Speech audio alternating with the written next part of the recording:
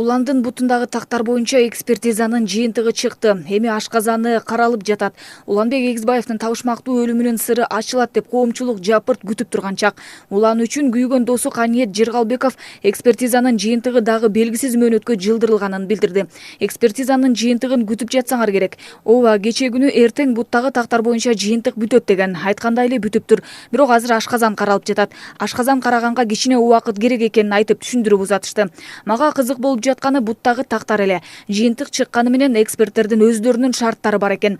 Бардык жыйынтык чыкканда гана чогуу айтат экен. Кайра келсем да жыйынтык улам узарып жатканынан да кандай чечим болорун сезип эле турам. Мен канча чуркасам да, аракет кылсам да, эксперттер эмне десе иш ошондой бүтөт.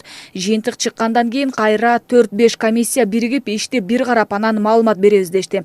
Бүгүн тактар боюнча маалымат алам деп шашып келдим эле.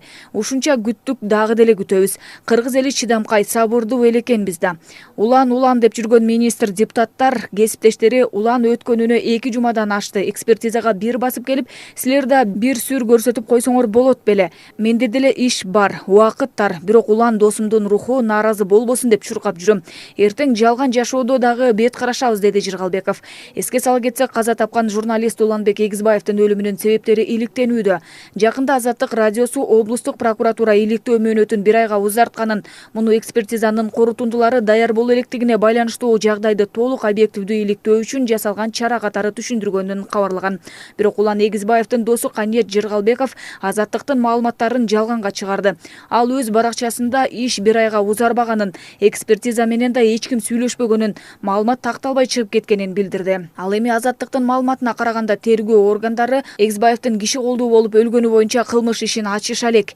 Аларда мындай көрсөтмө жок болгондуктан учурда адам өлтүрүү боюнча иш козголгон эмес. Анткени журналисттин денесинде киши колдуу болуп күч колдонуунун белгилери жок экендигин айтышууда. Болгону кырсыктын себептери пансионатта коопсуздук чаралары көрүлбөгөнү боюнча гана иликтешет.